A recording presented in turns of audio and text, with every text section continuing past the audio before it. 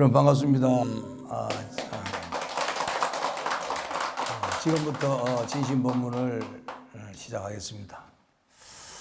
또 오늘 이렇게 우리 대각정사를 찾아주셔서 감사합니다. 오늘은 이 연불수행이라는 주제를 가지고 얘기를 좀 하려고 합니다. 이 연불수행을 통해서 얻을 수 있는 공덕이 무엇인지, 그리고 그 연불수행을 어떻게 해야 하는지, 이러한 주제를 가지고 오늘 말씀을 드릴까 합니다. 인도에서 탄생된 불교의 근본 교리에서는 부처님께서 깨달으신 핵심 진리가 연기법이에요. 이 연기법이 나중에 대성불교에서는 공사상으로 이렇게 변화를 갖습니다. 그리고 이 공사상이 중국으로 넘어오면서 불성, 자성 등의 자기의 본 마음이 부처님 마음과 똑같다라고 하는 이러한 진여 본성의 사상으로 또 변화를 갖습니다. 이렇게 이 불성과 자성이라는 개념이 만들어지면서 누구든 이 마음만 깨치면 부처가 될 수 있다라고 하는 그러한 수행 체계가 만들어지면서 선수행이 선불교라고 하는 선수행법이 탄생이 됩니다. 또 그리고 마음을 깨치지 못했을 때 이 진여 본성이라고 하는 자성을 깨치지 못했을 때는 어떻게 해야 되느냐? 그러면 이 오탁악세를 벗어나서 정토에 나아가서 아미타 부처님이 계시는 정토에서 다시 수행을 해서 깨달음을 얻으면 된다 해서 이 세상에 적신성불을 하지 못했을 때 방편으로 정토에 나아가는 그러한 사상이 탄생이 됩니다. 그래서 이 선불교와 정토 사상은 함께 같이 공존하는 불교가 되어 있습니다. 그런데 지금 보면 이 정토에 대한 부분은 어딘가 사라져버리고 없고 저쪽에 좀 뭔가 이렇게 좀 동떨어져 있는 조금은 이렇게 중근기 이하에 하근기가 하는 수행법으로 약간 이렇게 매도가 되고 선불교만 이 중시하는 이러한 체제가 갖춰져 있는 것이 상당히 아쉬움이 많습니다. 특히 이 용수보살님 같은 분, 또 무착이나 세친이나 이러한 이 대성불교에서 유명했던 그런 논사님들조차도 이 연불수행에 대한 부분을 아주 중요시했고, 특히 이 선을 가지고 우리나라 이 고구려 백제 신라 통일신라 또 고려 조선 시대까지 이렇게 많은 선사들에 의해서 이 연불신앙, 정토신앙을 발전시켰음에도 불구하고 오늘날에 이렇게 제대로 드러나지 못한 그 부분에 대해서는 아쉬움이 남기 때문에 오늘 이 주제를 선택하게 되었습니다. 자, 그러면 이제 먼저 연불이라고 하는 이 개념부터 먼저 생각을 하셔야 됩니다. 그냥 연불을 하니까 우리가 입으로 하는 칭명연불, 나무아미타불 또는 관세음보살 이렇게 입으로 외우는 연불에만 의미를 부여하다 보니까 이 중근기와 하근기 중생들이 하는 어떤 연불생이라고 보는데 그건 절대 아니에요. 잘못 알고 있다는 겁니다. 자, 먼저 염이라고 하는 것은 뭐냐 하면 자기 본성의 마음이 번뇌망상이 일어나지 않는 상태의 그 마음을 계속 지켜나가는 겁니다. 그걸 다른 말로 무념이라고 합니다. 무념이라고 하는 것은 망념이 없는 청정한 마음 상태를 계속 알아차리면서 지속해 나가는 것이에요.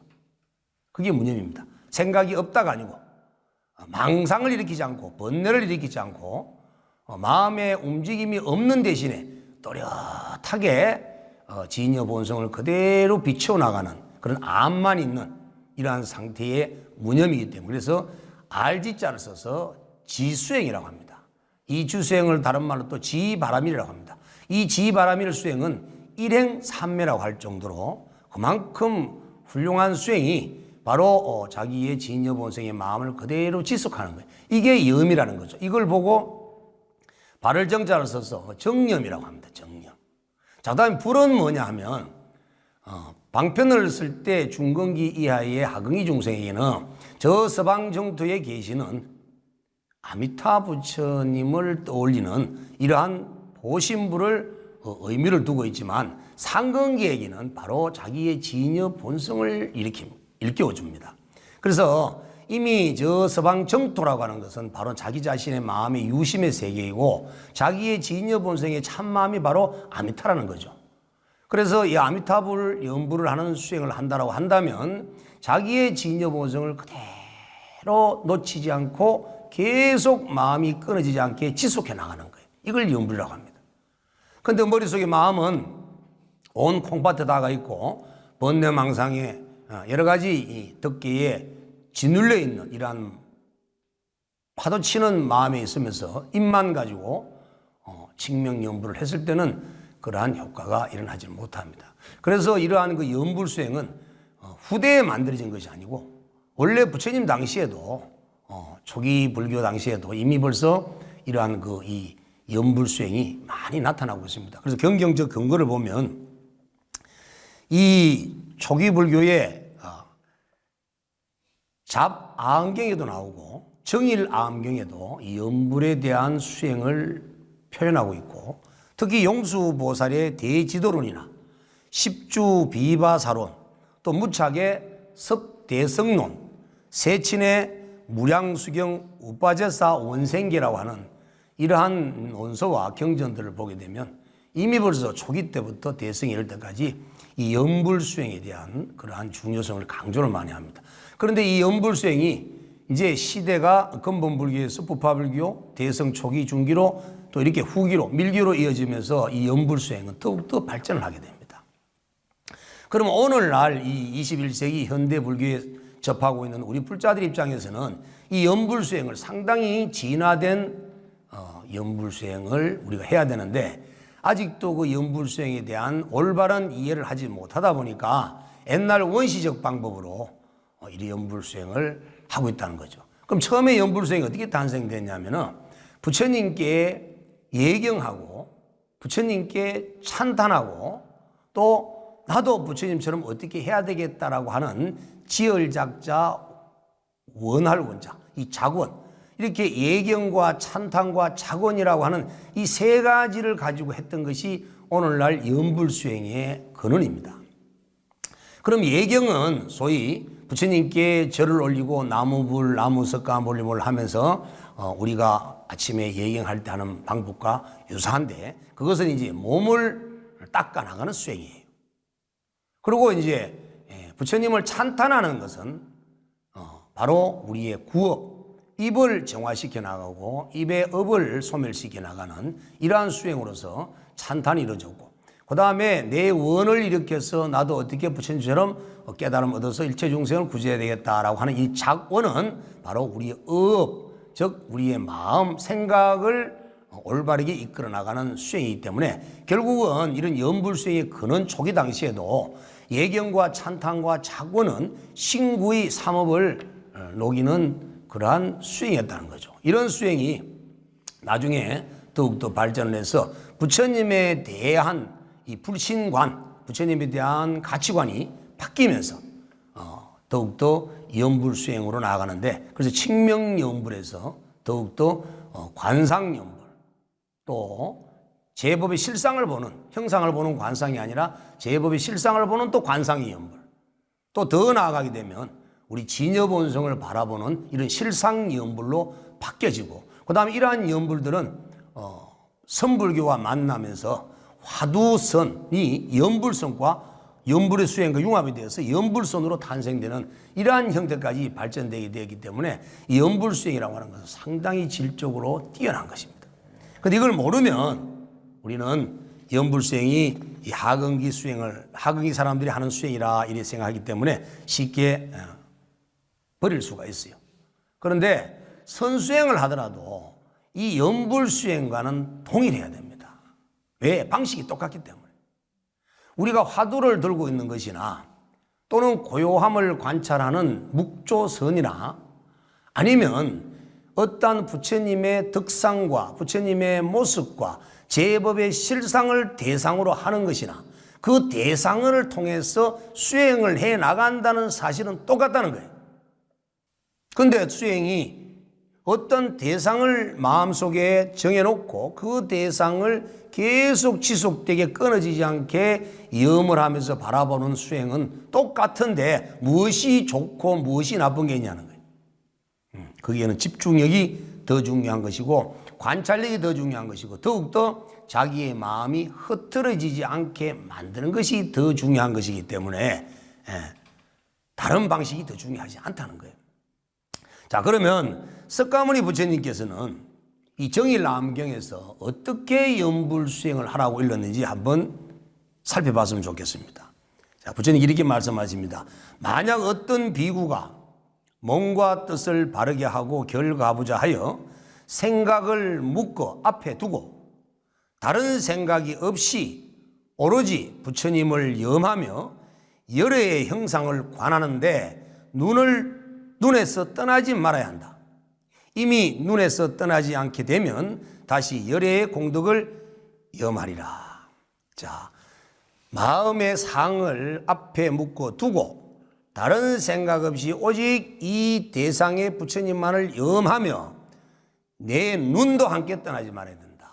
상념과 내 본 정념과 그 다음에 내 눈이 함께 일치가 되는 이러한 수행이 바로 염불수행이라는 거예요. 그래서 우리가 염불수행을 해도 삼매를 얻지 못하고 깨달음의 세계로 나아가지 못하는 것은 이 염불의 대상인 부처님이나 형상, 부처님의 덕상과 내 정념과 내 눈이 하나가 통일이 되지 못했기 때문에 공부가 이루어지질 않은 겁니다. 화두 역시도 마찬가지. 화두와 내 정념과 그 화두의 의심 덩어리를 그대로 지속해 나가는 것이 하나 덩어리가 되지 하나가 되지 못했기 때문에 안 되는 거예요. 그래서 무엇이든지 마음이 몸과 통일이 되면 우리는 어떠한 일도 못하는 것이 없이 할 수 있는 것처럼 우리의 마음 속에도 상념이 있고 정념이 있고 망상이 있는 거예요. 그런데 이 상념은 우리가 돈을 앞에 상념을 놓거나 어떤 미워하는 사람을 상념을 놓거나 또 사랑하는 사람을 상념에 놓으면 애욕이 들끓고 분노가 들끓지만 부처님의 모습을 앞에 놓으면 부처님의 덕상을 앞에 놓으면 제법의 참모습을 앞에 놓으면 일체 망상이 꺼지는 대상을 잡았기 때문에 망상이 일어날 수가 없어요. 그래서 우리가 대상으로 삼는 그 주체인 부처님의 덕상과 실상과 나의 진여 본성을 앞에 놓고 그걸 들여다보는 놈도 잡념이 아니고 나의 진여 본성의 마음으로 그대로 비추는 거예요. 마치 거울이 비추듯이. 거울이 사물을 비출 때는 차별을 두지 않고 분별 망상을 일으키지 않고 비춥니다. 후라시 불빛이 방귀를 비추더라도 차별과 분별을 일으키지 않고 비춥니다. 우리의 마음마다 대상을 비출 때 옳다, 그러다, 좋다, 나쁘다, 내 마음에 든다, 안 든다 이런 식으로 차별 망상을 일으키면서 비추기 때문에 그 비춤이 정념이 되지 못하고 잡념이 되어버리는 거예요. 그리고 우리 눈이라고 하는 것은 육체가 가지고 있는 또 다른 눈입니다. 그런데 내 눈이 눈앞에 대상을 보지 않고 눈앞에 진여 본성을 보지 않고 만약에 눈동자를 돌려서 옆에 다른 사물을 본다면 그 사물이 마음속에 맺혀 들어오기 때문에 일침이 될 수가 없어요. 그래서 눈이 함께 가야 된다는 겁니다. 여러분이 참선을 할 때 눈은 끝으로 내렸는데 눈동자를 아래로 쳐지면 잠을 자게 혼침에 빠져버리고 눈을 끝으로 덮은 상태에서 위로 올리게 되면 망상을 피우게 됩니다. 그래서 반드시 눈동자를 정면으로 똑바로 두고 눈꺼풀을 내려놓는 이런 형태가 유지가 되어줘야만 눈앞에 둔 대상과 일치가 할 수 있다는 거예요. 그래서 마음의 눈과 육체의 눈이 하나가 되고 나의 진실된 본성이 함께 합일되었을 때만이 그 가피가 이루어지는데 그 공덕이 생기는데 그 공덕은 무엇이냐 하면 1차적인 것이 삼매입니다. 참선을 해도 삼매요, 염불을 해도 삼매입니다.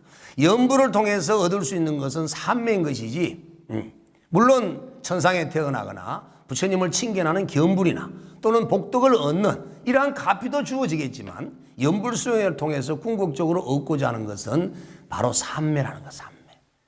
산매는 근접산매가 있고 본산매가 있는데 이 본산매에서는 1선정, 2선정, 3선정, 4선정의 단계가 있고 그 4선정의 단계를 뛰어넘어야 멸진정의 단계를 들 수가 있고 그래야만이 무념의 상태, 무심의 상태, 무지의 상태에서 지혜가 나오고 염이 나오고 반야바람이 나타나는 거예요. 그렇게 하기 위해서는 오직 부처님의 말씀처럼 대상과 내 정념과 내 눈이 하나가 되어서 봐야 된다. 자, 정일안경에서 이런 염부라는 대상을 10가지로 얘기를 하고 있습니다. 10가지로. 첫 번째가 뭐냐 하면 염불이에요. 그 다음 두 번째는 염법입니다.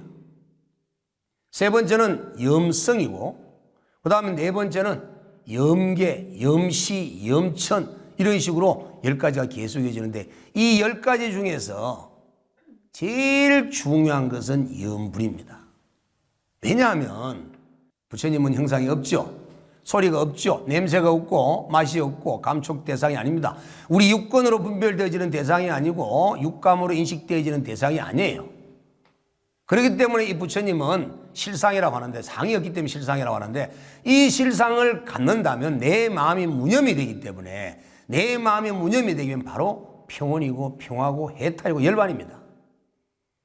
그런데 어떻든 간에 나의 마음속에 탐진치를 일으킬 수 있는 대상을 앞에 놓는다면 우리는 마음이 혼란스러워지고 반드시 그 대상의 염이 내 마음에 비쳐 들어오게 되면 내 마음이 그 대상에 따라서 반드시 흔들리게 됩니다.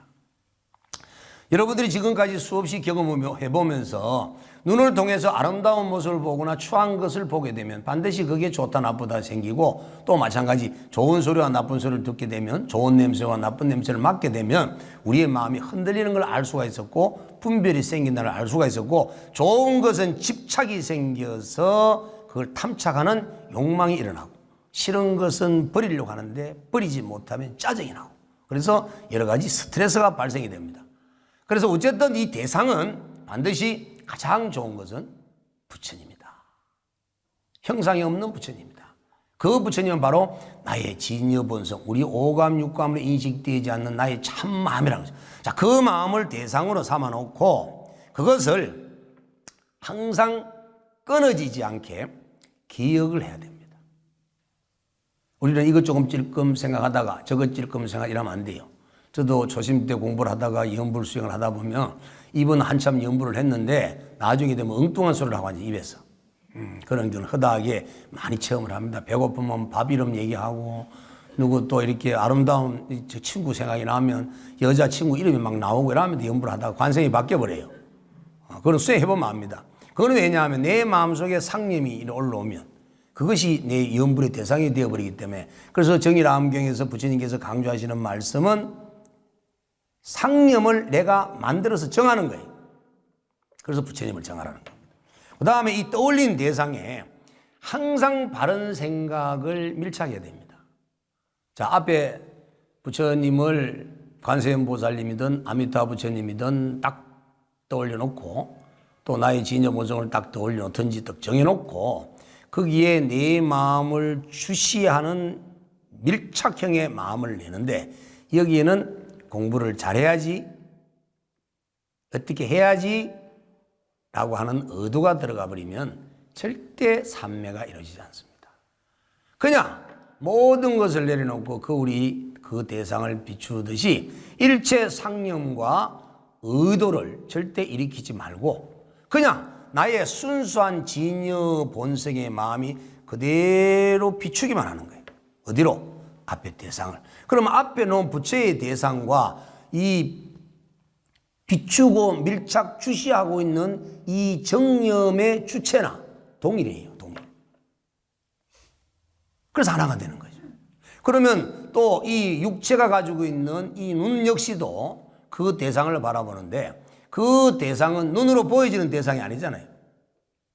부처님의 모습이 어떻게 눈으로 보여지겠어요? 물론 형상을 갖는 이 관상연불이나 또 어떤 다른 부처님의 덕상을 바라보는 이러한 관상연불은 어떤 이미지나 또는 모습을 형상화해서 볼 수 있겠지만 실상을 염하는 어떤 그러한 이 수행은 대상이 없습니다. 그 대상이 없는 대상의 실상을 없는 마음의 진여본성의 참마음이 그대로 바라보기 때문에 보는 자나 보이는 대상은 둘이 아닌 하나라는 거예요. 결론은 우리 아레아식이라고 하는 나의 깊은 무의식 마음 속에 가장 그나마 애묵지 않는 가장 순수한 마음이라고 볼 수 있는 그러한 이 아레아식에서 올라오는 마음이 제일 처음에 무명업식에 의해서 작동이 될 때 딱 두 가지 마음이 일어나는데 그것이 바로 하나가 경계상과 보는 자예요. 보이는 대상과 보는 놈이 딱 나타난다는 거예요.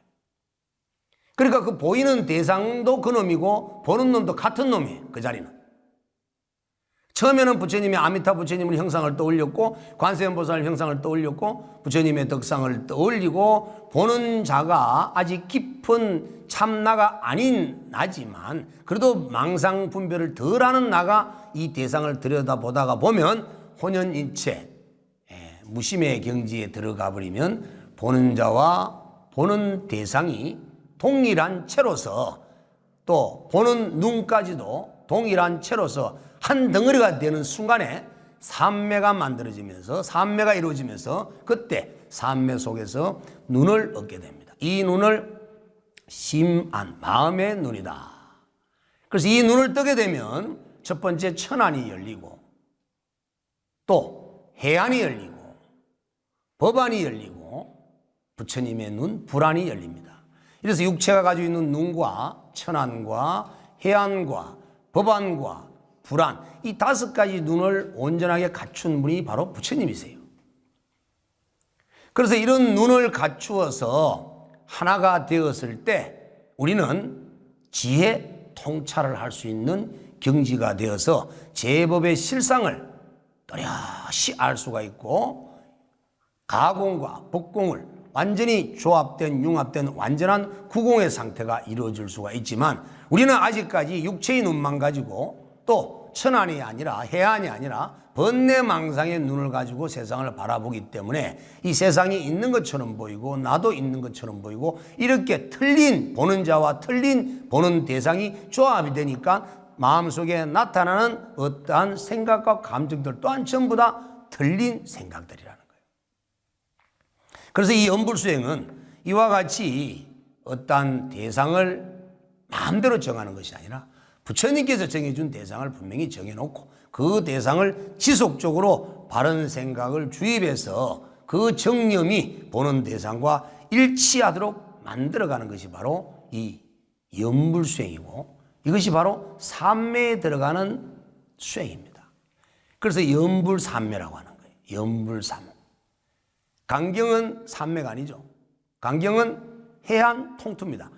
부처님의 진리를 깨달아가는 이론적으로 깨달아가는 수행이기 때문에 강경을 통해서 독경을 통해서 해안 통투를 하는 것이 삼매가 이루어지는 거 아닙니다. 그런데 연불은 반드시 삼매예요. 그 다음에 또 주력은 뭐죠?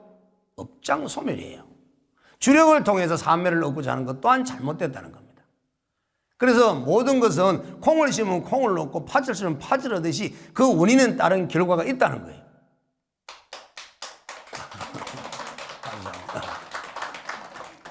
그래서 우리가 부처님의 가르침에 의지해서 수많은 수행자들, 조사님들, 선지식들의 경험에 의한 가르침을 우리가 수용하지 않고 지 마음대로 공부해서도 안 되고 그냥 대충 공부를 해서 그냥 불교의 전문 지식이 없는 분들의 어떤 사상들을 가지고 공부를 했을 때는 한 생을 정말 아까운 시간을 보낼 수 있는 소지가 많다는 거예요. 왜냐하면 내가 콩을 얻고자 하는 사람은 반드시 콩의 종자를 심어야 함에도 팥의 종자를 심어놓고 나중에 거두면 팥이 나오면 어떻게 할 거예요?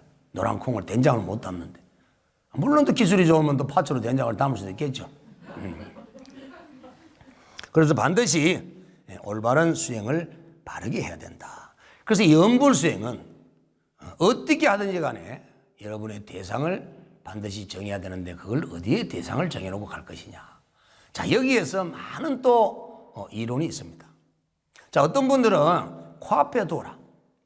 어떤 분들은 양문 가운데 두어라. 어떤 분들은 이마에 두어라. 어떤 분들은 중단전에 두어라. 어떤 분들은 하단전에 두어라. 어떤 분들은 내가 앉아있는 앞에 그것도 센치까지 계산해서 120cm 앞에 놓아라. 이렇게 여러 각도로 얘기를 합니다. 자, 이런 부분들은 상당히 공부하는데 더디게 진행될 수 있는 위험성이 있습니다. 자, 우리의 의식이 머무는 곳에는 염력이 일어나기 때문에 열이 동반됩니다. 열, 에너지가 동반됩니다. 만약에 초심자가 몸의 기경팔맥이 뚫려지지 않고 순환이 제대로 되지 않는 분이 만약에 이 이마 미간에다가 의식을 집중해서 거기에 염을 계속하게 되면 혈류가 머리로 올라가서 두통 증세가 일어나고 올라갔던 혈류가 아래쪽이 차봐서 내려가지를 못하게 되면 뇌압이 생겨서 뇌경색이나 머리에 혈관이 터질 수 있는 위험성도 있다는 겁니다. 이걸 상기병이라 합니다. 그래서 수행자는 반드시 내 몸을 떠나서는 안 된다. 내 마음이. 그래서 반드시 내 몸 안으로 마음을 회광반조시켜야 되는데 그 대상을 어디에 놓을 것이냐. 그래서 예로부터 불교를 떠나서 많은 수행했던 우리 선배 선조들의 수행자들은 전부 하단전을 중심으로 수행을 했다는 겁니다. 왜냐하면은 우리 몸에는 머리에는 뇌세포가 있고 가슴에는 심장과 폐가 있지만 이 가슴팍 아래에 횡격막 아래에는 많은 장기들이 있습니다. 거기에는 소장, 십이지장, 췌장, 지라, 콩팥, 간 등의 수많은 장기들이 들어있는데 그 장기들은 우리 몸에 유익한 호르몬을 만들어내는 기능을 갖고 있는데 그 장기들이 온도가 떨어지거나 체온이 떨어져서 또 혈류가 제대로 공급이 안 되거나 기능을 제대로 못하게 되면 이 장기에서는 올바른 호르몬들이 배출이 되지 않기 때문에 그 호르몬의 부족 현상이나 호르몬의 부조화적인 현상으로 인해서 마음속에서는 계속 탐욕과 분노와 온갖 망상들이 저절로 일어나는 겁니다.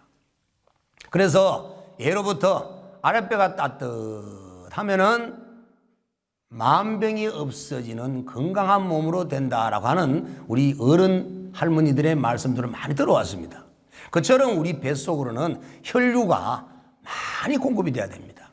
그런데 우리는 긴장과 또 스트레스와 여러 가지 탐욕심 등의 여러 가지 분노된 이러한 삼독심에 의해서 몸을 경직시키고 몸을 수축시키고 몸을 긴장시키기 때문에 혈관이 수축이 돼서 이 횡격막 아래에 뱃속으로 혈류가 제대로 공급이 안 된다는 거예요. 그런데 내 마음의 의식을 배꼽이나 아랫배 쪽으로 의식을 두고 거기다가 마음을 탁 놓고 염을 가져버리면 염력에 의해서 아랫배 쪽에 모든 열기가 생기고 혈류가 배 쪽으로 머리로 올라가는 것이 아니라 배 쪽으로 모이기 때문에 배에서는 많은 혈류가 이렇게 순환을 하는 과정으로 인해서 배에서는 열기가 많이 만들어집니다. 그럼 열기가 만들어지게 되면 자동적으로 세포가 수축을 하고 경직을 하는 것이 아니고 이완을 하고 재기능을 하게 되는 겁니다.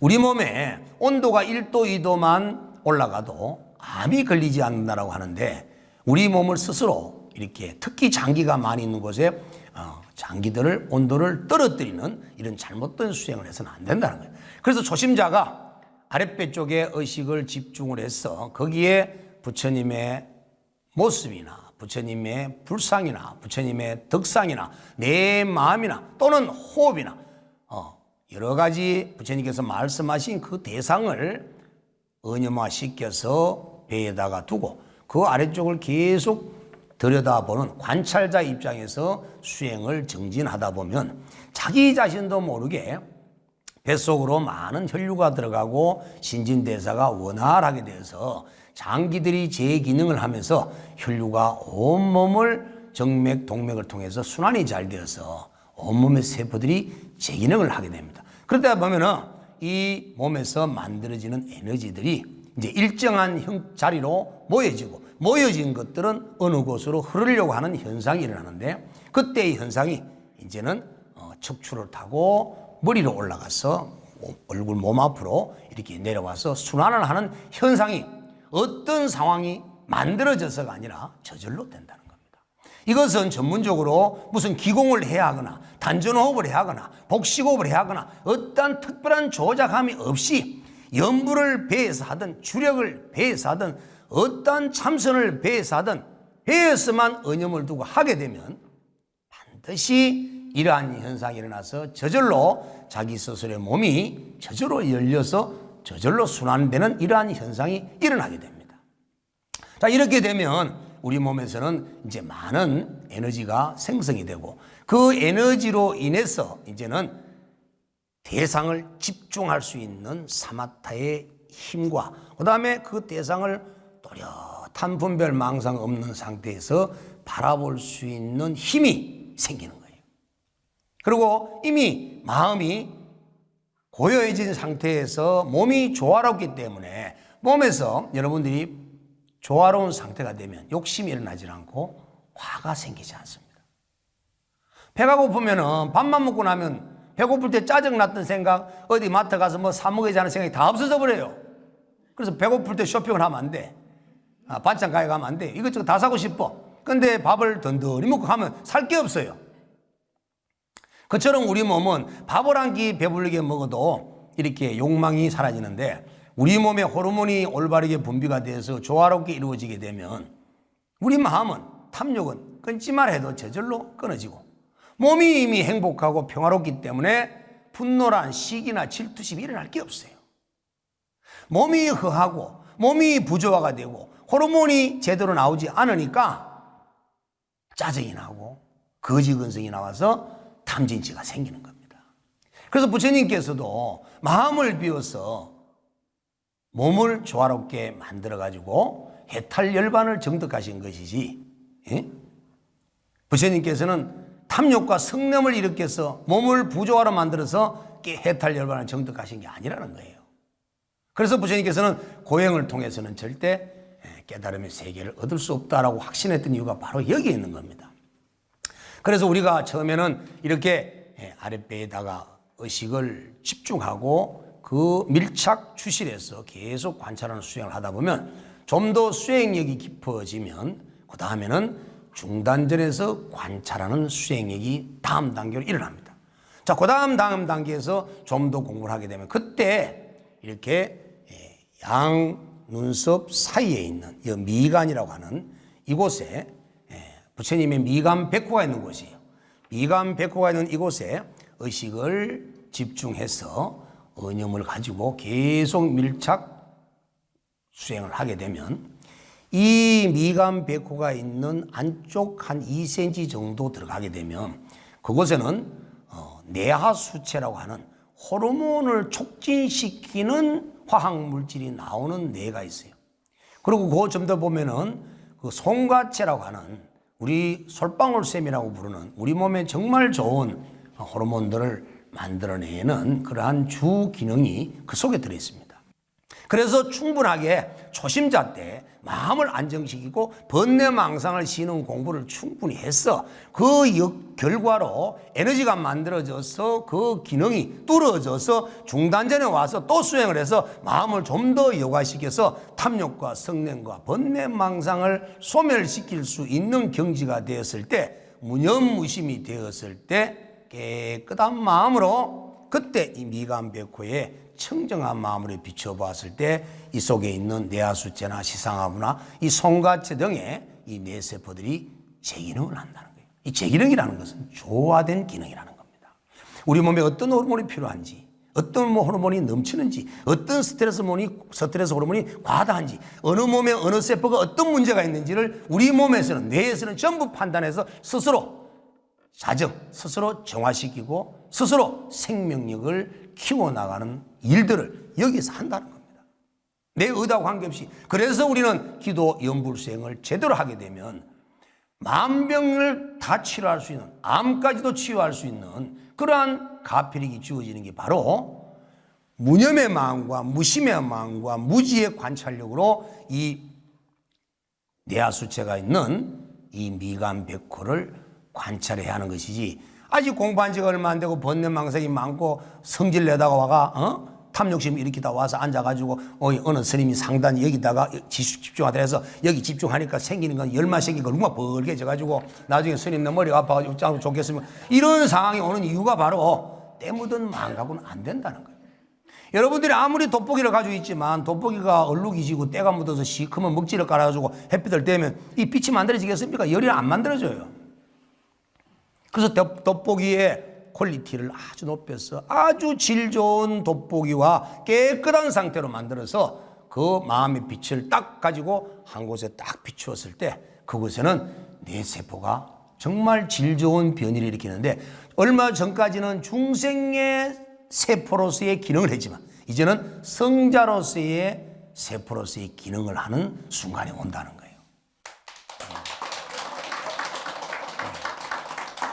그래서 초선정에서 얻을 수 있는 결과와 2선정, 3선정에서 얻을 수 있는 결과가 다르고 그래서 마지막 4선정에서 얻는 결과가 달라지기 때문에 여기에서 몸이 온몸에 균형 조화된 호르몬 분비가 척척하게 흐르고 에너지가 충분히 갖춰지고 우리 몸의 혈류가 정상으로 돌게 되면 우리 몸의 세포 60쪽의 세포는 할 일이 없어집니다.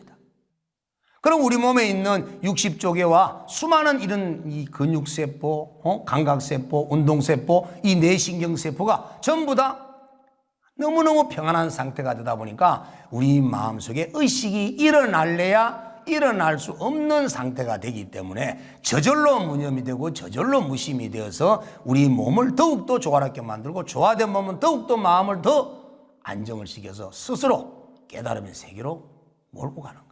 그런 상태에서 이 삼매가 자꾸 깊어지는 겁니다. 물론 1선정, 2선정, 3선정, 4선정이라고 표현해서 그 단계를 4단계로만 얘기했지만 어찌 이 4단계만 있겠습니까? 삼매의 종류가 얼마나 많습니까? 1100억 종류의 삼매가 있다는 겁니다. 그 중에 최고의 삼매가 해인 삼매라고 하고 또는 순응음 삼매라고 하고 여러 가지 이름을 불리고 있지만 반주경에서는 반주 삼매가 최고라고 그러고 연불하는 사람이 연불 삼매가 최고를 하는데 그 최고라 부르는 삼매는 완전한 조화를 이루었을 때 삼매를 일컫습니다.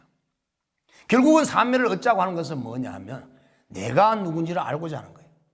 도대체 내 눈에 보이고 내 눈에 들리는 일체 대상이 뭔지를 알고자 하는 거예요. 그래서 나의 참모습을 들여다보고 제법에 대한 실상의 모습을 제대로 들여다봐서 이 세상은 그 어느 것도 내가 집착할 바가 없고 이미 내 자신이 나라고 하는 이 대하가 우주법계를 연기법에 의해서 만들어가고 있는 실체라는 주인공이라는 것을 알므로써 우리는 작은 것에서의 욕망, 집착으로부터 벗어날 수가 있습니다. 그래서 행복할 수 있는 거예요.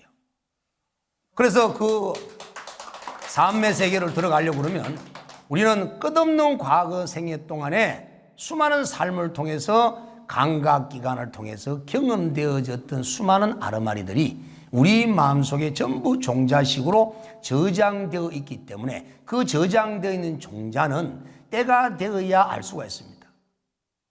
예를 들자면 내일 어떤 사고를 전생에 지은 원인에 의해서 내일 어떤 결과로 과보로 사고를 당해야 할 상황이 오면 우리 몸과 마음에서는 저절로 야 이놈아 네 내일 어떤 사고가 있을 거니까 네가 전생에 지어서 그런 결과를 얻을 수가 있으니까 조심해라 하고 일러줍니다. 그래서 무의식이 의식에게 전달하는 방법이 꿈밖에 없어요. 꿈에서 무의식이 의식에게 전달시켜 주는데 야 나는 깨고 나서 꿈을 생각해 보면 꿈이 현실적으로 너무 맞더라.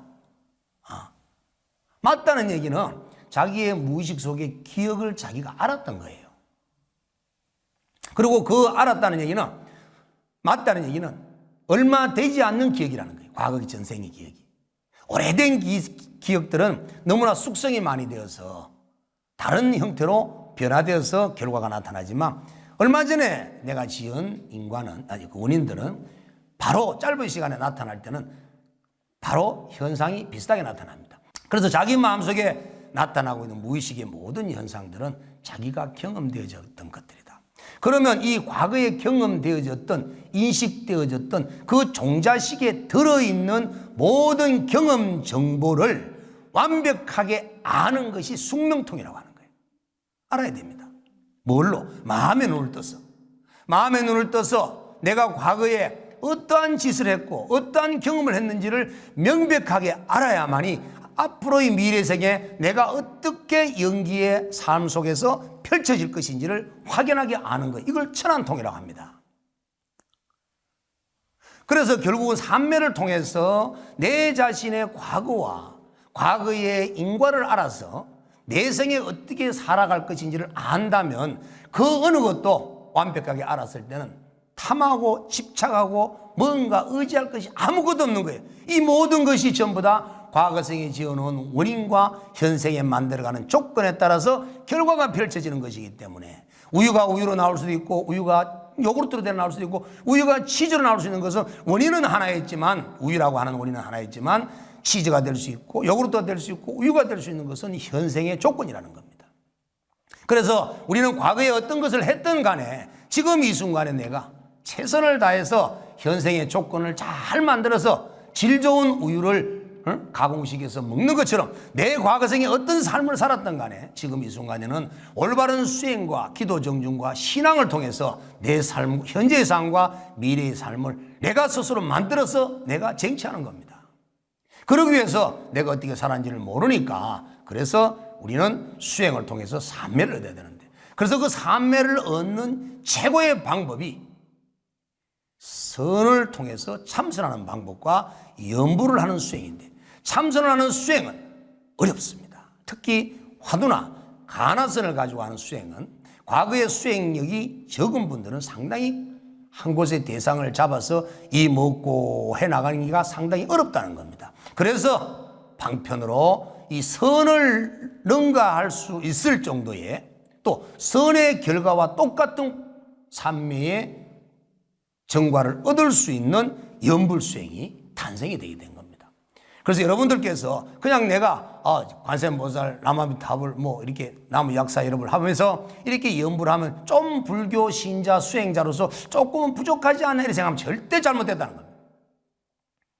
내가 일어서기 어려울 때는 지팡이를 의지해야 되고 먼 길을 가야 할 때는 자동차를 이용해야 되듯이 수행을 선택을 할 때 나에게 맞고 내 공부가 더욱더 진작될 수 있는 수행 방편을 선택해야 된다는 겁니다. 그래서 수행을 하는 데는 어려운 난행의 길이 있고 쉬운 이행의 길이 있다는 거예요. 그래서 부처님께서 하신 말씀은 육지를 통해서 어떠한 목적지로 나아가는 것은 어려운 난행의 수행법이다. 그러나 바다를 통해서 배를 타고 가는 길은 육지를 통해서 걸어가는 것보다 쉽게 가는 길이다. 이렇게 해서 이행도를 설명하셨습니다. 그래서 부처님께서는 초기 경전에서 자바안경이나 또는 이 정일 안경을 통해서 이 염불수행이 얻을 수 있는, 염불수행을 통해서 얻을 수 있는 공덕이 삼매이고 선정이고 궁극적 깨달음 세계까지 나갈 수 있는 것이기 때문에 절대 염불수행을 가볍게 보지 마시고 좀 더 염불수행에 대한 지혜와 이론을 더 배우셔서 염불수행을 바르게 하셔가지고 진여보성을 깨달았으면 좋겠습니다. 자, 오늘 본문은 이것으로 마치겠습니다.